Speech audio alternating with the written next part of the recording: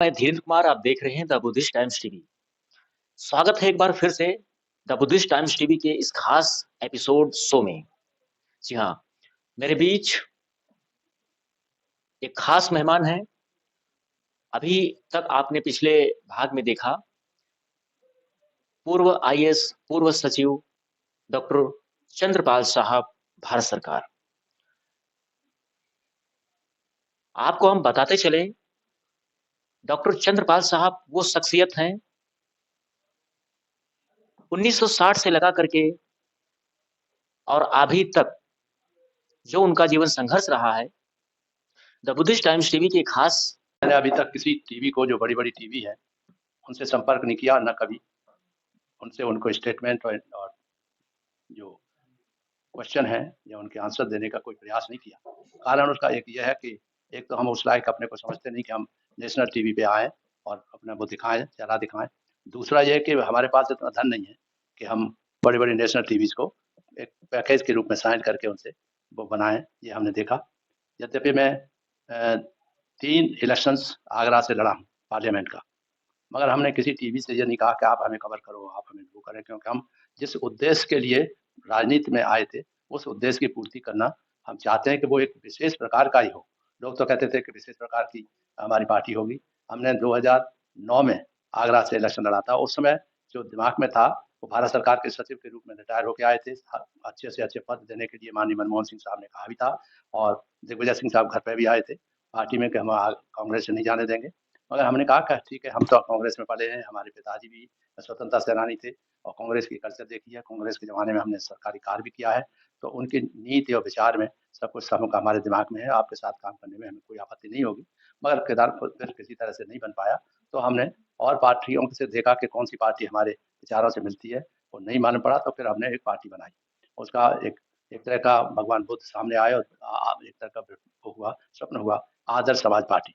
तो आश्चर्य हुआ मुझे कि कैसे ऐसा हुआ सपना।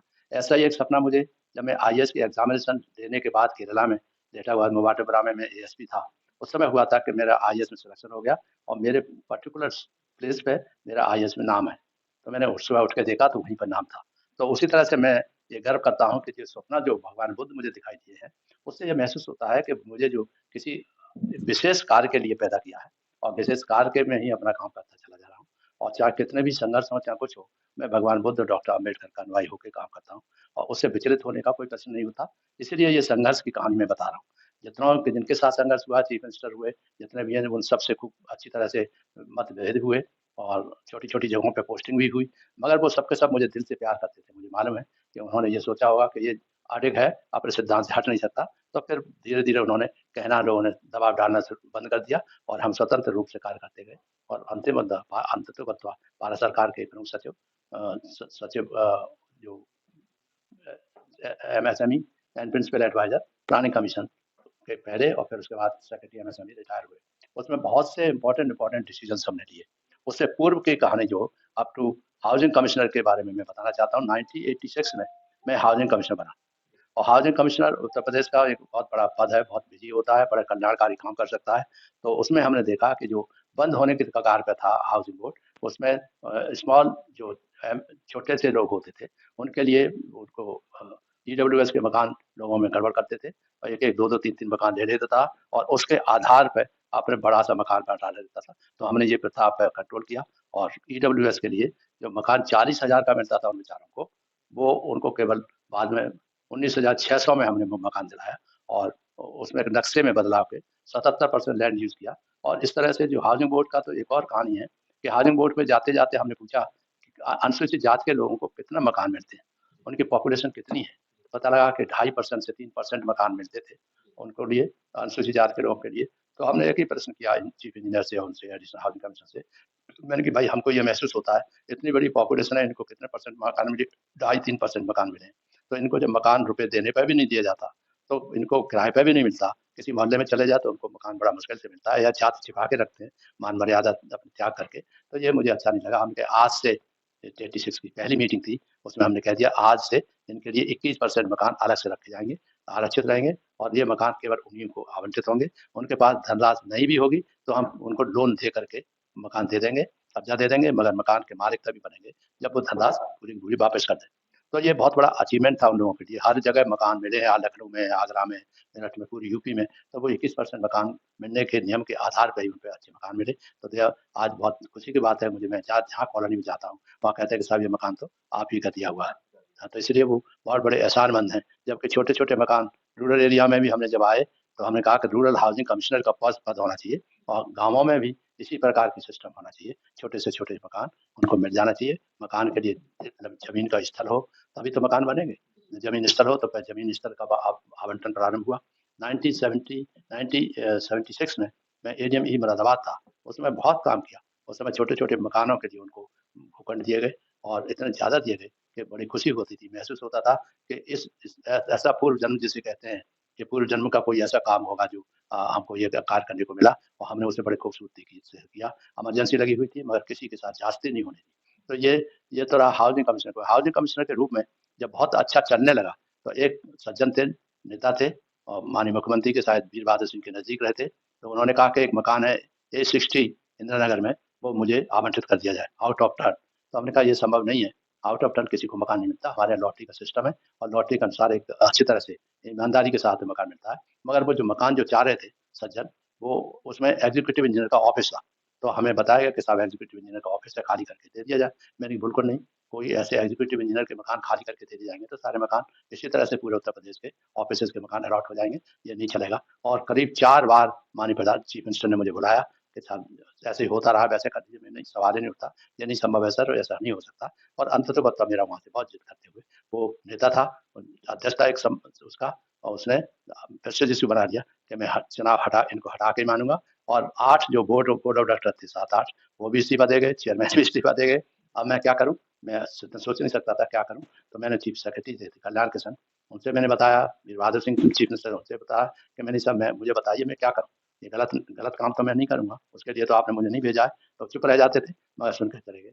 अंततः और चेयरमैन ने जब इस्तीफा दे दिया तो फिर उन्होंने बुलाया कि चंद्रपाल अब क्या करना है। तो मैंने कहा साहब मैं क्या बताऊँ आपको, जो मैं बता चुका हूँ कि मैं उस स्टैंड से वापस नहीं हो सकता, क्योंकि एग्जीक्यूटिव इंजीनियर की ऑफिस खाली करके इसे बार-बार हटाया नहीं जा सकता और उसे मुझे हटाया नहीं जा सकता और मैं उसको मकान दूँगा नहीं।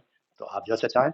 तो पता लगा कि मुझे ट्रांसफ़र कर दिया और ट्रांसफ़र कर दिया तो फिर हमने कह दिया कि नहीं साहब ये तो ठीक है, डायरेक्टर मंडी परिषद बहुत है। चीफ सेक्रेटरी को कहने गए तो वो कहते हैं 100 करोड़ रुपया रखा हुआ है। मैंने कहा साहब रखा होगा तो उसे किसी को भेज दीजिए, मैं नहीं जाऊँगा। मुझे जब आप लोग काम नहीं करने दे रहे, ईमानदारी से काम कर रहे थे, अच्छा लग रहा था। टूटी हुई जो आवास विकास था परिषद, उसको आगे बढ़ाया। भारत सरकार से जो रुपया मिलता है उसको आगे लाए, डिजाइन बना करके गरीबों को अच्छे मकान, सस्ते मकान मिलने लगे। तो अच्छा आनंद आ रहा था, जिसको कहते हैं जॉब सेटिस्फैक्शन। जॉब सेटिस्फैक्शन की एक और उदाहरण देना चाहूँगा कि ये आजकल जितने भी आप कॉलोनी देखोगे उसमें 1 मीटर की चौड़ाई में जगह मकान पेड़ लगाने के लिए अनुमति दी गई।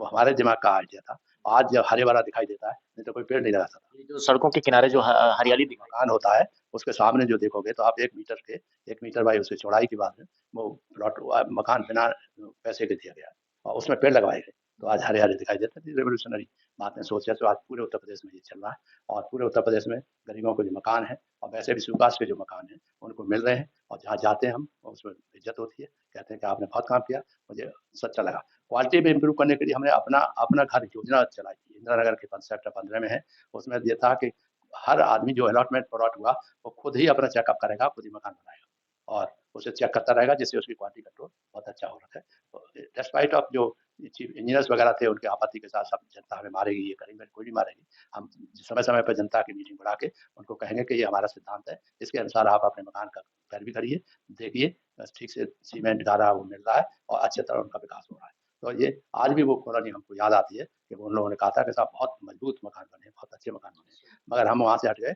तब उसके बाद अपना घर योजना खत्म हो गई और क्वालिटी कंट्रोल की बात है वो भी खत्म हो गई। अब वो नहीं है जो जो पहले होता था। एक तो ये है, दूसरा ये है कि जो ईमानदारी के साथ काम करा, तो हमको डायरेक्टर मंडी परिषद जब जॉइन किया, तो मैंने डायरेक्टर कोऑपरेटिव इसमें मिल्स बनाया कानपुर। और हमसे कहा गया आप वहाँ जाइए, हम कब चीफ सेक्रेटरी के पास में चले गए कि हमको मुझे क्या करना है, वहाँ नहीं जाना है कि साहब वहाँ पर तो 100 करोड़ से भी ज़्यादा रुई खरीदी जाती है रोज़ाना, तो आप वहाँ चले जाइए। मैंने कहा आप किसी को जिसको रुई खरीदने का पैसा लेना हो उसको भेज दीजिए, मैं नहीं जाऊँगा। मैं माफ़ी चाहता हूँ, सस्पेंड कर दिया जाओगे, ये कर दिया जाओगे, तमाम धमकियाँ भरती आती रहीं, मगर मैं नहीं गया। तो अब पब्लिक में सामने वीर बहादुर सिंह साहब ने माफ़ी मांगते हुए एक तरह कहा कि चंद्रपाल के साथ मैंने बड़ी ज़्यादती की है और उन्होंने मेरी पोस्टिंग कर दी। मैं special secretary labour and excise, और उसमें भी लेबर का ही केवल काम रहा, एक्साइज़ का काम नहीं दिया उन्होंने जो सेक्रेटरी थे, और अंततः वो 3 महीने का केवल समय रह गया था। लेकिन सब लोगों ने मिलके मुझे आउटस्टैंडिंग एंट्री थी पहले, 3 महीने से पहले 31 मार्च से पहले जो था, उसमें आउटस्टैंडिंग एंट्री थी एपी सिंह जो सेक्रेटरी थे हाउसिंग, और बाद में हर एक ने ये लिखा सैटिस्फैक्टरी, सैटिस्फैक्टरी, सैटिस्फैक्टरी, सैटिस्फैक्टरी। तो मुझे बड़ा बड़ा धक्का लगा कि इतने ईमानदारी की बात कहने पे मेरा करियर खराब करने की सबने षड्यंत्र किया, और षड्यंत्र हुआ, और शिकायत कराई, उसमें जाँच-वाच कराई, जो भी है, वो अलग है। फिर मुझे सचिव मद्य निषेध बनाया गया। यानी आप अनुमान का लगाइए, हाउसिंग कमिश्नर इतने अच्छे काम करने पर भी, जिद पकड़ने पे कि हम गलत कार्य इनको नहीं देंगे, और हमको प्रताड़ित किया गया, और सचिव मद्य निषेध में 8 लाख रुपए थे। समाज कल्याण विभाग के वहाँ ट्रांसफर रोटेशन किया गया, अलग से विभाग बनाया गया। मैं उस विभाग में 5-6 महीने रहा, और जब हम गए माननीय मुख्यमंत्री को धन्यवाद देने के, साहब आपने सचिव बना दिया, बड़ी खुशी की बात है। मैं कम से कम सचिवों की बैठक में बैठूँगा और अपना मत रख सकूँगा, इसके लिए मुझे खुशी है। तो उन्होंने कहा, हँसते हुए कहा कि ये सब लोगों ने मुझे बताया गया, जो ब्यूरोक्रेट्स वहाँ बैठे हुए थे, कि रामकृष्ण थे, एसएटी रिजवी थे, वहाँ 2-3 और थे। उनके सामने कहते हैं कि इन्होंने बताया कि न तो तुम पीते हो और न पीने देते हो, इसलिए मद्य निषेध सचिव बनाया। तो मुझे हँसी आई, मैंने ठीक है सर, बहुत अच्छी बात है, आपने मुझे दिया, मैं जिसमें हो सकता है योगदान इसमें दूँगा। मैंने वो इंडिपेंडेंट विभाग बना दिया, और इंडिपेंडेंट विभाग बना के तमाम मद्य निषेध के बारे में, हालाँकि पॉलिसी गवर्नमेंट की एक वो तरफ होती है कि शराब एक्साइज़ में खूब पैसा कमाते हैं, और दूसरी तरफ चाहते हैं कि लोगों को पीने के लिए मना करा जाए, मद्य निषेध विभाग बनाया जाए। कॉन्ट्रडिक्शन है, मगर फिर भी मैंने बहुत अच्छे-अच्छे पोस्टर बनाए, प्रचार किया, और विभाग को खड़ा कर दिया। आज भी वो इंडिपेंडेंट विभाग खड़ा हुआ है, बना हुआ है, चला हुआ है, चल रहा है।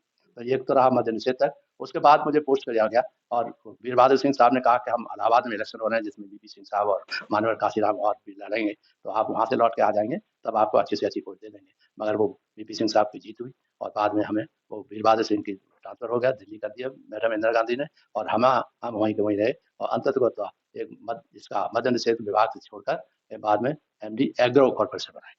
एग्रो बंद हो रही थी, माननीय मुख्यमंत्री के दस्तखत भी हो गए थे, मगर इसी बीच में चंद्रपाल को वहाँ पर एमडी एग्रो चला दिया गया, और कहा गया कि बिना पैसे के आप इस विभाग को चलाएँगे, सरकार एक पैसा नहीं देगी। अब वहाँ पर केवल 60 लाख रुपए जो सीसीएल लिमिट बची थी बैंक से, तो बैंक वाले से कहा गया, मैंने भैया 60 लाख और दे दो, तो हम जो फिर इसी रुपए से रोटेट करके हम चलाएँगे, और रोटेट उसमें 1 करोड़ रुपए की तनख्वाह हर महीने देनी होती थी। जब पैसा ही नहीं था, कैसे चले? मगर उसको इस तरह से चलाया गया कि बाद में सिस्टम के आधार पर मैं वहाँ 3 साल रहा, और 3 साल में वहाँ पर प्रेसिडेंट अवार्ड भी मिला। इतना बड़ा सिस्टम उसमें डेवलप किया। हाँ, परंतु मुझे ये मिला कि जो टीएसआर सुब्रमण्यम थे, वो उसके एपीसी थे, उन्होंने कहा, अरे ये एग्रो तो बंद हो जानी चाहिए, चला कैसे रहा था। तो इसलिए मुझे उसमें कह दिया कि एडवर्स एंट्री तक का कमेंट कर दिया कि he did very good work, he did despite of financial problem, but he did not have good relation with the secretary, और वो कम्युनिकेट हुई मुझे एडवर्स, और 5 साल तक ये मेरा नुकसान हुआ। मैं गवर्नमेंट ऑफ इंडिया में जॉइंट सेक्रेटरी नहीं जाने दिया। इसे कहते हैं हैरेसमेंट। इसको हैरेसमेंट, एक तो सेक्रेटरी रह के आदमी को एग्रो ड्यूटी संस्था में भेजा, और उसके बाद फिर तंग किया गया। कितना तंग किया गया कि गवर्नमेंट ऑफ इंडिया में नहीं होने दिया। फिर वो कैबिनेट में बन गए, कैबिनेट सेक्रेटरी बन गए, तो हम यहाँ पर प्लानिंग सेक्रेटरी गए, तो वो देख रहे थे घूर-घूर के कौन बैठा चंद्रपाल। मैंने नमस्कार करा, मैं सर मैं प्लानिंग सेक्रेटरी यूपी का। तो उनको ऐसा लगा जैसे कि वज्रघात हो गया हो उनके ऊपर, उनके जो वो था मानसिकता में इतना बड़ा कष्ट हुआ कि ऐसा चंद्रपाल को प्लानिंग सेक्रेटरी बना गया।